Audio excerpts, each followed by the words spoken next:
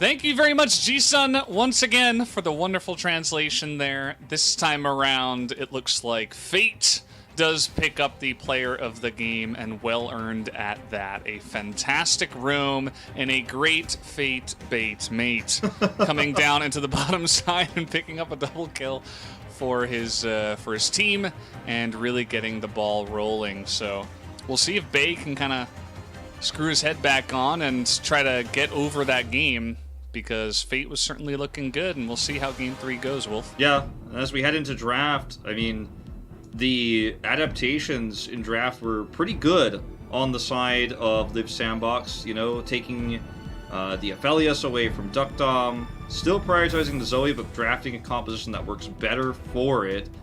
And, you know, the Graves pick ended up working out really well for them. We were a little bit concerned about it when we saw it in the draft. We thought maybe perhaps they would get really just out-controlled by Peanut, but he was able to rotate faster because of the Zoe pick, and now you could see just how terrifying Fate can be. You know, you hyped him up even more than me leading into this series, and he absolutely carried that last game, and we'll see what he ends up with this time, as the Sandbox will be on red side, so they might just take it in that first rotation again. You can't really ban Zoe as a target ban in this meta. On blue side, it just doesn't work out that way, so they're always going to have that opportunity to prioritize it in first rotation, unless, you know, Bay first picks it here, which was never going to happen. Well, looks like Peanut wants to grab the Olaf right from the get-go. You'll remember Game 1, he picked the Nidalee, knowing the Olaf is available, and said, yes, okay, I'm okay to go into that matchup. We have Nidalee available again, and Nidalee generally okay to go into the Olaf matchup, so maybe we'll see the reverse of Game 1. Maybe Krako hops onto that one and shows us a bit of that. Maybe he just goes back onto the Graves and says, okay, well, yeah, had a good game in Game 2. Maybe I can just run it back. And that is what he's going to go for here with this Graves. It looks like it's being hovered at the moment. Well, as I see it, it is Zoe. I mean, they can still pick it here. It's going to take some extra time to think about that one. I feel like playing around Nidalee really requires your mid laner to be just on fire, right? Needs to be owning the matchup, needs to be able to set up for some stuns oftentimes. You know, we see Yone paired with Nidalee a lot for that reason, but, you know, right now, maybe just playing a safer jungler pick that allows you to be more, I guess, solo, so to speak. You could make your own decisions. You're not relying on the mid laner as much. Makes a lot of sense, because Bay has underperformed a little bit, especially in that second game, as we see the Jhin come through with the Zoe, so leaving the jungle a little bit for flex. Tristana mid is something that we've been hearing a lot of rumors of a lot recently. I've been hearing a lot of players talking about that it's very highly likely to come back at some point, but does not actually end up getting locked in here. They'll take the Syndra instead, which is a pretty safe pick for Bay. Hard to go wrong with the Syndra, you know, one of his most played champions. Yeah, I mean, the Syndra's nice in the matchup. You can control the lane really well. Once you get a couple items, you know, even Lost Chapter, you can begin to put on some nice pressure with your pushing. And you've always got a nice lineup for your Scout of the Week with the Zoe. I always mention this against Zoe. You know, you just know where she's going to portal jump back to, so you can always line up those, you know, non-target CCs a little bit easier. And generally, Syndra just going to be good into that one. And so we do finally see the Graves, actually. It does come in here as the third pick. It looks like they wanted to prioritize the Zoe and the Jhin picks first for Root and Fate. Yeah. But they do end up with a pick anyway. I think they also wanted to make sure it wasn't going to be something hyper-aggressive in the mid lane, because that can make it tougher to play Graves. Like, if we did end up seeing later on, potentially like an Aurelia mid-blind or something like the Yone, which again hasn't been really seen paired with the Olaf, but if it was going to be something like that, you wouldn't necessarily want to pick the Graves into that, especially with Zoe as your mid laners. So just waiting that out, seeing it's the safe Syndra, seeing the Graves can play into that. Camille gets banned here. Aatrox obviously the target ban against Rich for the top lane, but the Camille ban does kind of feel like a nod towards that top Gnar pick. Oh god, not again. How many times does Gnar have to lose before we see it lose priority in the LCK? This is always this game we play, as Ornn is going to be taken down. So you know, again, there's some bands there where it's like, are we just gonna see Gnar again? Well, I wonder out of Rich. I wonder if the Gnar gets picked, if you save the top pick for flex, and I think the Galio pick is pretty safe against, especially the Alistair, but against any sort of aggressive top pick. Like, let's say Rich takes the Renekton here, which is unlikely, but it's still possible. The Galio pick's pretty safe against that. Now you get to actually answer the top pick of Rich in your final flex pick, counter pick. Yeah, finally. Yeah, so this actually works out a lot better. Yeah. We'll see finally Duck Dom's Ezreal. I actually thought he was the best Ezreal we saw in Kespa Cup, so glad to see that make a reappearance here in the LCK with all the ADs we have banned. Yeah, he's an exciting AD carry player because his two biggest champions are Aphelios and Ezreal. So like, definitely plays outside of the meta, and that's pretty cool to see. Not that Aphelios is totally outside of the meta, but Ezreal kind of is. As Gnar gets locked in again, I think this is Renekton, man. You know, I think you've got to pick the Renekton into this. It's the only aggressive top laner left, I feel, in this meta that you could pick to be aggressive, make that your strong side. And they look to the Jace instead, and I mean I think it's still solid, but it doesn't give you that tanky front line that's going to help keep Zoe alive. But as we've seen with Zoe in the past, it's not always about front line that makes her valuable. It's about controlling the vision, having that ward control, and honestly just being ahead makes it so much easier. You get that first mid turret. I sound like a broken record for that, but that is kind of oftentimes where Zoe gets to play the game outside of lane. And I really thought with Summit's priority for Renekton in the past that this was just going to be a perfect pick here. It's tough into the Alistair, no doubt, and into the Ezreal as well, but we'll see what he can get done against this Gnar in the top lane. Already has been kind of a struggle pick into the Jace so far today, and yeah, I don't know. How many times is he going to lose? That's the question you asked earlier, and might find out. But this is already, I mean, I have to say too, this has already been a bad day for Nongshim. You want to make a statement in this series. You do not want to go to a third game again, and maybe a bit of hubris with that Rel pick in game 2, but this is already not where you want to be. You don't want to take this 2-1, and if you lose this game, this team is dropping down in everybody's power rankings right now, so this is an extremely important game to win for Nongshim right now. Yeah, and honestly, I'm not too impressed by the draft. I mean, it's Gnar, where it's like, okay, I understand. It seems to be working in scrims, but it's not working so far in the LCK. And you just look on the side, they flex the Jace instead of the Renekton. They have insane amounts of poke and range in their lineup. It's like, if they get ahead and they get 1-2 items, I'm not really sure what the side of Nongshim Red Force will be able to do. But let's take a look, guys. We're going to jump into game number 3 as we do move on to the Rift once again. And let's see who is going to take the cake here in our first series of the day. Ezreal is super mobile, obviously going to have a great time dodging skill shots and putting out consistent damage into something like the Renekton. Because it's going to be hard for Renekton to get on top of him, right? So, and eventually he W's you and just does tons of damage as he kind of like laughs and jumps away with his E. But I do think that for the side of Nongshim, as you said, like the answer to the poke, it feels like it's going to have to be the Alistair. It's going to have to be Kellen hard engaging and roaming a lot. So if they fall behind early and this map opens up, like I don't know if there is a path back into this game just by the nature of the range and the poke that Live Sandbox have on their side, and the lack of a really good hard engage for Nongshim counter-wise. Yeah, you know, they have some options, but I think that Live Sandbox just have insane range. Like, they have so many options to keep Nongshim at bay. And, you know, speaking of bay, he's on the Syndra. The Syndra, pretty nice if you're up against some melee, some guys that you can keep at range, that you can kind of bully a little bit with your priority, with some of your poke, but he's not really going up against that kind of comp here. So, again, there's pressure on him to perform on the Syndra against a lot of really mobile, ranged champions. It's not going to be easy for him to be outputting a lot of that damage. So yeah, I think that Nongshim have to get ahead, and if they don't, this might just be doomed in the mid game. Yeah, as I think they'll run out of options. And like, in this situation too, like when you think about how Kellen often is probably going to have to be the engage. Rich. Ouch, hurts. But yeah, when you think about Alistair being the kind of main initiation point, and sometimes you could set that up into a big Sky of the Week. The Galio, I feel like, makes it so easy to counter that. You can taunt the Alistair if the Alistair comes in too aggressively. Can't punch him away. Like, there's so many ways for the Galio pick to be great here. And I think the Galio pick would have been safe against a very aggressive top laner as well, like the Renekton.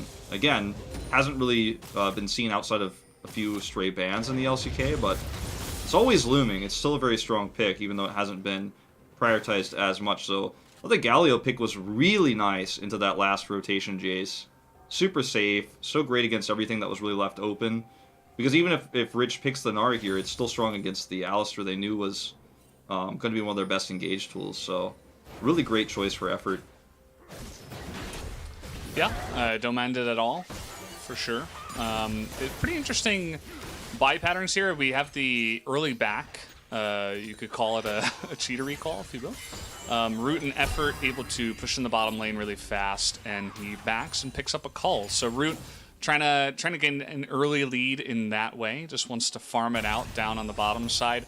The top lane, I mean, Summit, obviously very well versed in Jace, and, you know, they banned out some counters to the Nara, but you can't ban them all out. And again, if the Nara falls in this game, I'm really going to be left scratching my head as to why there's just so much massive priority on this pick. I mean, we're looking at 0 and 5 already.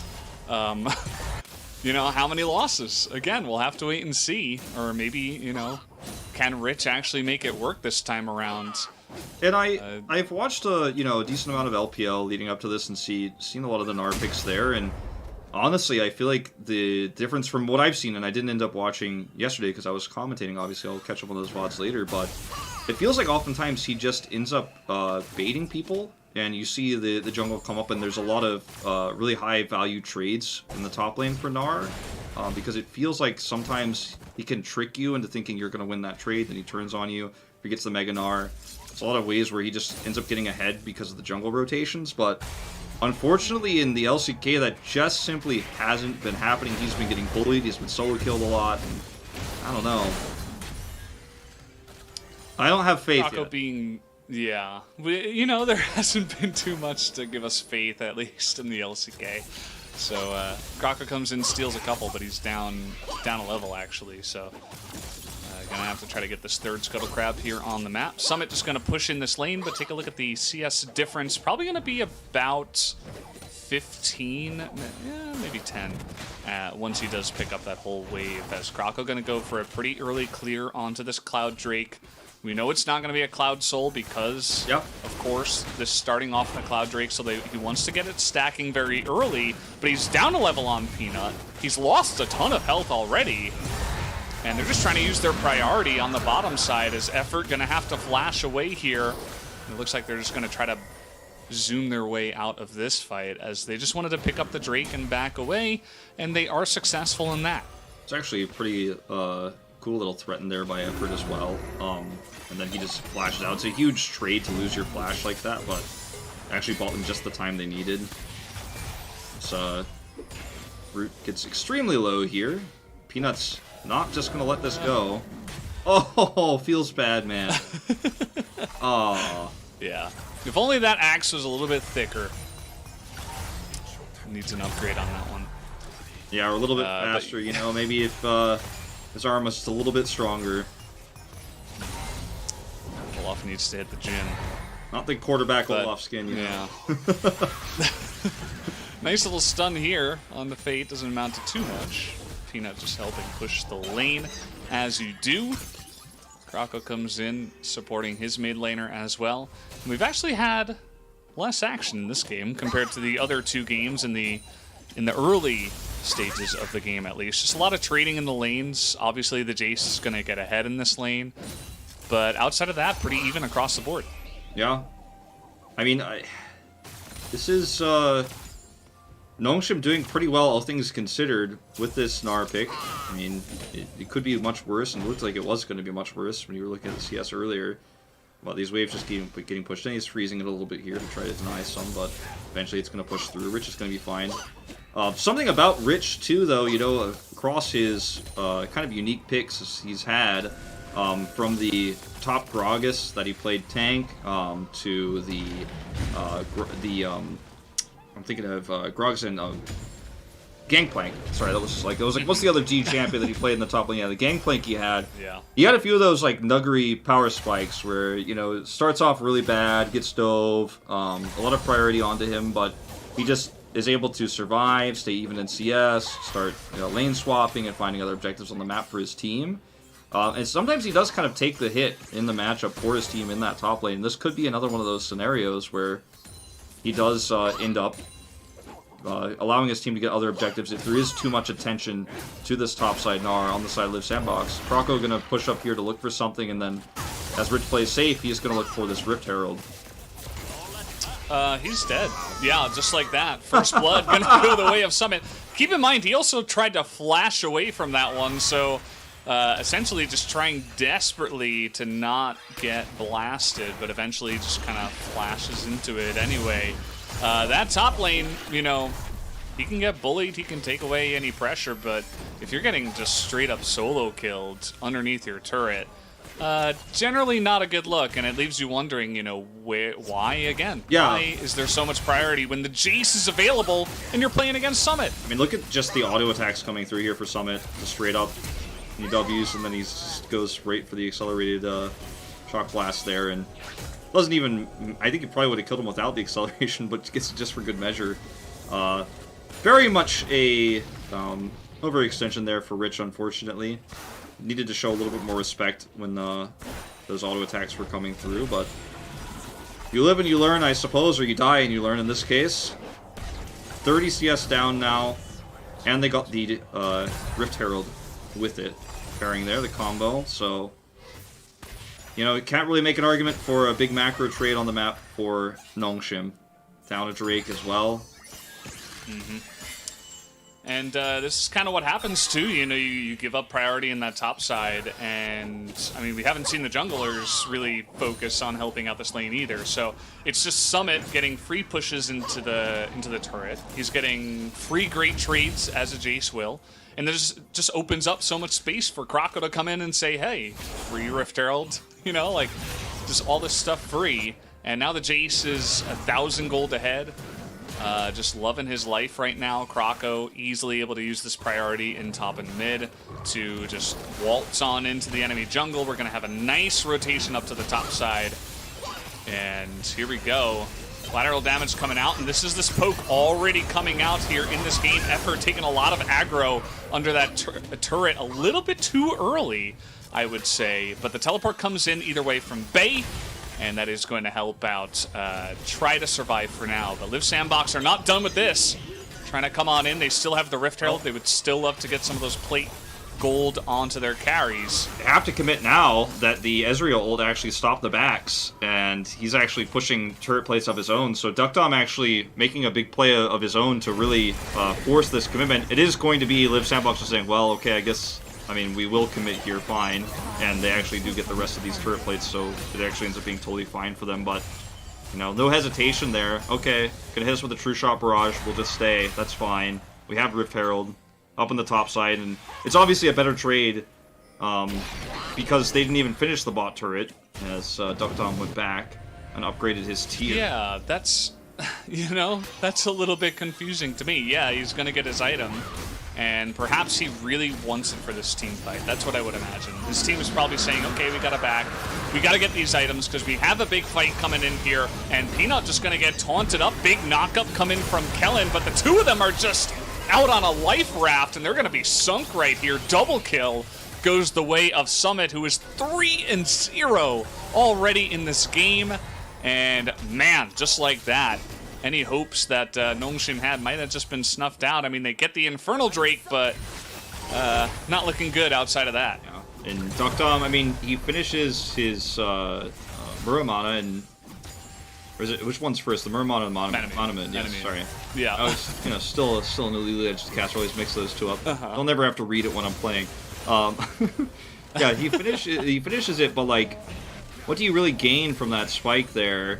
It's not really a big spike. It's not finished, and for some extra Spellblade damage, like, I don't know. Yeah. Like, you can see how many times he hits skill shots if you just look at his stacks, because you know how many come through when he hits a champion, and I think he hit 1 Q in this team fight, and as otherwise, look at where he is in this fight.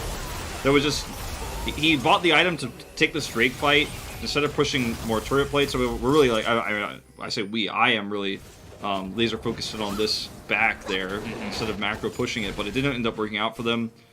Nongshim have a disjointed team fight on the Drake where it seems like they're half committing, and it just ends up being a disaster. And now they're so far behind. Yeah. And there's just way too much pressure being put on these lanes from the side of Live Sandbox. They have the Zoe winning essentially in the mid lane. You know, it doesn't really show on the CS difference, but just the amount of control that Fate had over that lane was miles ahead of what Bay had. So he was just opening up so much priority. He was able to roam up to the top side. Again, Krako was able to get the free Rift Herald. They were able to get that huge roam up into the top turret and totally take that down. And Duckdown didn't really answer in kind. You know, he wasn't really able to get that gold on the bottom turret because they wanted him to be ready for the Infernal Drake fight that they shouldn't have been fighting anyway. So Yeah. At the end of the day, definitely a really big lead here for the side of Live Sandbox. Yes, they miss out on that Infernal Drake, but they've got Eclipse done. 133 CS on the Jace. All of their lanes are farming really well. And they have total control of this map right now. I mean, as you say, I mean, you can count your blessings where you can on that Infernal Drake for Nongshim, but in this lull state on the game, too, it just looks amazing for Live Sandbox. They're pushing top lane right now. There's just nothing that Rich can do. Like, where do you even go from here? I mean, you're just waiting 2 more minutes for the next Drake fight. Well, there's no macro objectives you could take. You're stacking your Mana Moon on minions in the bot lane, and I mean that's where we're at. Like, Ezreal can be quite powerful in the late game, but remember, like, this is an extremely heavy poke comp that Live Sandbox are playing with here. The Zoe starting to get pretty fed, and the mid turret is going to be the next focal point after this Drake fight, you have to imagine. And then things just get harder and harder for Nongshim after that. All right, they're going to force that Arcane Shift, and they have Krako down here as well. They're going to burn that Unbreakable Will from the Alistair as Flash comes in response. That teleport is about 17 years late. Not really going to help out there, as Rich, unfortunately, is very sad. I hope he's okay after that one. Yeah. But, you know, he knows it's a little bit late. But again, it's a nice little bait of a fight coming out from Live Sandbox. I would say that was a pretty nice play from them. Even if they weren't trying to full-on commit, they're still able to get some summoners away from Nongshim, and take a look at this. Summon's just, he's walking down the red carpet in the top lane. Rolling it out. He's rolling it out, like, Yep. one little roll at a time and taking a step forward. I'm going to get this Gromp.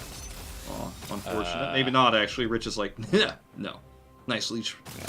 I mean, again, you count your blessings where you can, I guess, if you're Nongshim at this point, but the Drake fight is going to happen in 25 seconds, and even if, I mean, you could actually argue for Sandbox that they don't even have to take this Drake fight. Like, they could just try to find objectives elsewhere, but because they're grouped up right now, and they can clear some vision, I think they absolutely do take this fight. Fate can get big value here, but even if they didn't want to, like, they wouldn't necessarily have to, but Nongshim is just simply going to give this one away.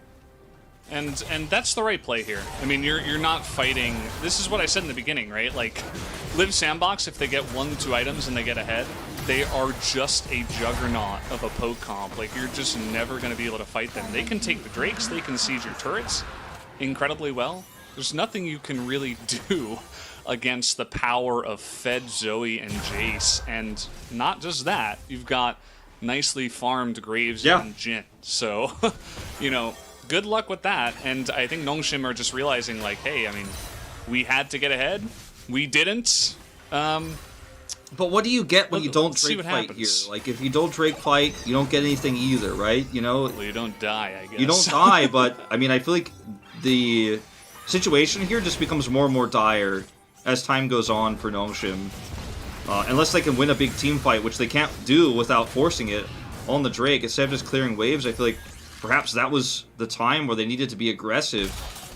Krako's, speaking of which, gonna step over the line. Hey, this is a nice little play. Krako, though, is going to be able to get away. Effort saving his nice, beautiful play. But there it is. Bay finally pops off with a massive scatter the weak. He gets 3 kills. And here comes Summit. He's angry. Gets the 1. But that is a pretty clean ace, as extending very deep into the jungle there. Thank you, Omen, of course, for the sponsorship of the ace, but at the same time, man, they just used that one fell swoop, and all of a sudden, Nongshim have a chance. Oh, you just gotta tap your forehead and say, don't have to force a fight on Drake. If they're just gonna give you the fight, they're just gonna hand it to you. Krako goes extremely aggressive here onto Peanut. He doesn't know where Kellen is, and Kellen's able to come in on the side. It's a big true shot barrage as well onto Krako, and then bam! Triple scatter the weak is just gonna lock it all up. The teleport here is actually just the saddest part. Someone is going to be able to trade Bay at least. But he's watching that teleport timer tick down, and he's probably wishing he could cancel it. Not gonna be the case. Yeah. Changed quite a while ago, but I mean, this is just absolutely a way to throw your lead into the wastebasket by just being too aggressive, no objective to fight over there, and just getting too overzealous. So Nongshim finding their way into a team fight they didn't even necessarily need. Well, I guess Skellen is dead. Okay. You know, so Jace is still unbelievably fed in this game, and I feel like Krako might have his blushes spared here in this game, because yes, bit of a mistake there, maybe a rookie mistake, if you will. Maybe feeling himself a little bit too much after the early game. But at the end of the day, it was a fantastic capitalization from the side of Nongshim, and you really got to shout out Bay after having what was a relatively weak series so far. It's just popping off in a huge way in that team fight. The question is, you know, where do they stand now? I mean, you're still up against a Jace who is almost 3,000 gold ahead of your Gnar, so I mean, maybe a hard engage on a Jace is your only hope. I think that is the case, or you have to be more aggressive, and again, it's tough when your best engage tool is the Alistair, which we did see worked flawlessly there when they stepped over the line. But what happens when Live Sandbox don't make huge mistakes? What happens when they have vision control over the Drake and you have to walk into them and fight on their terms? That's the big question. That's where things become a lot harder, because when they deliver you a team fight on a silver platter that they didn't even need to take because they just stepped over the line, then sure, it looks easy. You see the Hex Flash over the wall, everything looks fancy for Kellen, but I don't know if this is going to work out in the next few team fights without something amazing happening with Kellen. I mean, how are you going to get a pick onto this Jace, like you mentioned? I mean, maybe that's your goal, but how does it happen when Live Sandbox are not caught with their pants down in the next fight, which is going to happen in about 1 minute's time here around this Drake? Yeah. You can see that Live Sandbox are trying to set up a siege of the mid turret. That would be a juicy objective to take before this fight and get you a lot more map control. Peanut doing a little dance here. He's having fun in this game. I suppose when you've been around for a long time, it's not all super serious. He's got the having a bit of fun. The B emotes all the time. He loves to be silly in game as much as he can. He and Rich, some good synergy on those. But on the side of it's a lot of damage. On the side of Nongshim, they do have some really nice wave clear. So even though Live Sandbox do have some great siege, it's not going to be as easy as just rolling up to a turret and popping some people with accelerated shock blasts. Like, Nongshim can kind of just clear waves and get out and not really have to deal with that siege. And let's see how this one's going to go. Peanut trying to get on top of Summit. They find him on the bottom side, and that's a nice amount of damage onto Krako as well. That Unbreakable Will in the backside doing some work as Bay, they may have overextended here as opening up is the Jhin. No more Unbreakable Will, Summit. And the siege turret that is Fate over the wall right now is huge, as finally that Alistair is going to go down. Summit looking for those accelerated shock blasts over the wall. And that was almost it for Nongshim. You know, they almost just had the damage to take out Summit, but at the end of the day, just not able to extend far enough and get the kills they needed. And that's, I think, the idea there for Nongshim is dive in, take that flank angle. They're outnumbered here, Peanut and Kellen, versus the rest of this team as Zephyr dives in. You can see the True Shot Barrage is to try to give some of that extra damage so everybody can come in for the follow-through. But look at the flash from Root, just too well done, and then he's able to just say, okay, well, curtain call time. There's no way out of here now. If nobody dies on the side of Live Sandbox in this exchange, then they turn the fight around so easily. And someone even played pretty passively there on the left side of the pit. Might have even stolen a kill away otherwise. No. I love Jonas Strong, man. He's showing us all the important stuff. A dead Syndra on the ground as it looks like some damage done at the blue buff. As now Rich is just caught here. He is surviving for quite a while. There doesn't seem to be too much damage just yet, even though there are some Fed members up there. So they get that kill. Duckdom just very narrowly going to dodge that bubble. As now Live Sandbox look to continue to push their lead. Yeah, looking like they want to just crush forward here and push the rest of Nongshim back. There's just no way they could fight, unfortunately, without Rich. Bought some time with the Gorge Ranker, as you mentioned, but there's no way to fight this anymore. We'll watch this again. This is actually Bay. Wait, did he get executed? No way. Does he die to the blue buff? Oh, it's the wolves! He actually dies to the Merc Wolf there. Okay. Wow. Oh no! Wow. Not like this. Oh man. Well, that shot we had of the Syndra body on the ground was actually not of a Syndra body, but probably of Bay's pride at the moment. Yeah.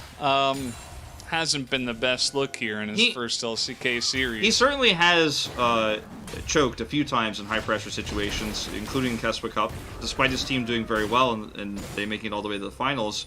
And a few of these close series, including their series against Live Sandbox, that best of 3, he certainly has been very up and down, very inconsistent, and when things don't go his way, you can see it on his face right here.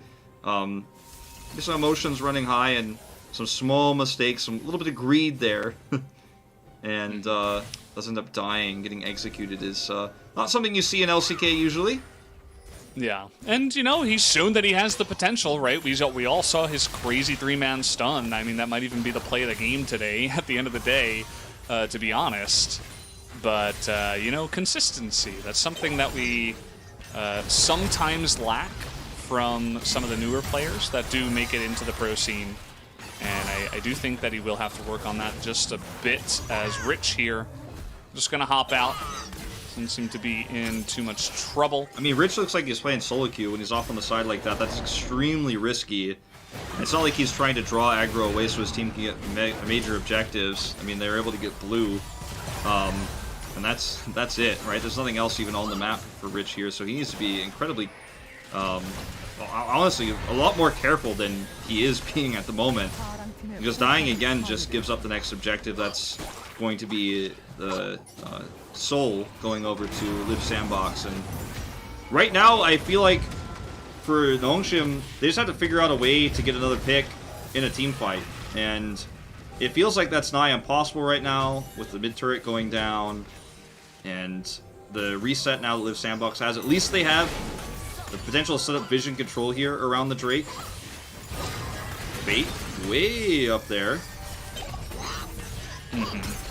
Looks like Peanut gonna learn from the last fight, though. He's not gonna chase him down that far. As you can see, the Jace, again, we took another look at the gold difference. It's almost 4,000 now at the 26-minute mark, and that's pretty much the difference between the teams. So we also saw that Duckdom had about 1,000 gold on Root, so looking pretty good. Maybe he's going to be their chance to come back, because it seems like he scooped a lot of the gold from the last time around. That is a massive True Shot Barrage, by the way, but huge damage coming down onto Rich, so both teams exchanging blows before the fight even gets going. Yeah, but Live Sandbox are going to get positional advantage here. Rich has to back. He does have teleport, so he can rejoin for the Drake fight in just a moment here after he heals up. He is re-engaging right now, but look at where the damage is going to come from Fate here as they do group around this pit.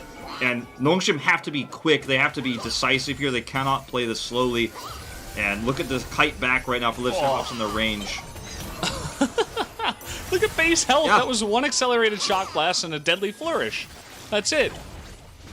And I mean, he's one paddle star away from just being one-shotted by the team. He's going to teleport back in, but that's again giving the numbers advantage over to Liv Sandbox, and they're just chipping away. Yeah, we'll see what they can get done here. Some opening up coming out from the Jin. The True Shot Barrage actually misses there on the backside, and Nongshim actually being given a lot of respect as they just come in and take it down. They're going to look to burst down the Jin, and they will be able to, in fact. So a nice little pick there. Now Effort going to be totally caught on the backside. Peanut incredibly tanky, and actually fighting front to back here is Liv Sandbox. Just the scraps being picked off the ground one by one, and now Nongshim have made their way back in the game. Yeah, and you could see how the composition of Liv Sandbox falls apart like a house of cards, one by one, like dominoes almost, once the first pick comes through. And once Nongshim are in position to fight, once they're on top of Liv Sandbox, there's just no way out. This comp is completely reliant on its poke, on its range. So when the Drake is actually on, when they actually get on top of the Drake here, Liv Sandbox just have to show respect. I mean, the Drake itself blocks a lot of the damage. You can see Kellen goes low, they get the Drake, and then when the re-engage comes through here, it's actually incredibly done by Kellen. He makes the mega big play here as Effort turns around, tries to taunt everybody back. Does not work out, and you just can't win this fight anymore as Liv Sandbox without that extra range, that extra buffer. So a route back into the game here. I keep doing that when Root's playing. Yeah. Path back into the game, you know, a road back into the game. I said at bay earlier, so yeah, you're not alone in this one. I wasn't going to say anything, you know, but in my case, I had to call myself out for this one. The comments certainly been rich tonight. And, you know, I was just looking at the amount that this incredibly fed poke comp was ahead, and I was thinking, okay, I mean, looks like they may have just wrapped this one up, but Nongshim on the backs of Kellen. Yeah. And you very beautifully described it. I mean, with this poke comp, you can't really just sit on Dragon. You're relatively, you know, squishy yourself. You got to give room to the engage of Nongshim. And that just gave up a lot of their power and positioning in that one, and Kellen was able to find a beautiful opening there. So yeah, it was you know, a really big team fight win for Nongshim, and they found a way to actually come back in this game. And when you lose control of the map, it's a lot more difficult to team fight with Zoe. It's a lot more difficult to actually get that damage done consistently, especially when waves are pushing down your base. Like, you can't even poke anybody because the minions are in the way. You're struggling to find value, and DuckDom just stole his way back into this game by collecting minions. He's got a huge gold lead, as you pointed out earlier. They just want to end the game right now. Yeah, I don't know if they can. I mean, there's a nice amount of wave clear on the side of Liv Sandbox. Obviously, Baron is going to try to help them on the push for Nongshim, but we'll see what they can do here. You can see Effort, the one frontliner. He's going to get a taunt onto Peanut, but that's not enough. One turret is going to go down. Effort's getting chunked out here. DuckDom is just going wild on the front line, and it looks like Nongshim just opened it up here, and they are going to take the win in a very close Game 3. 10-7 at 30 minutes, but Nongshim find a way back in with a massive engage. Very,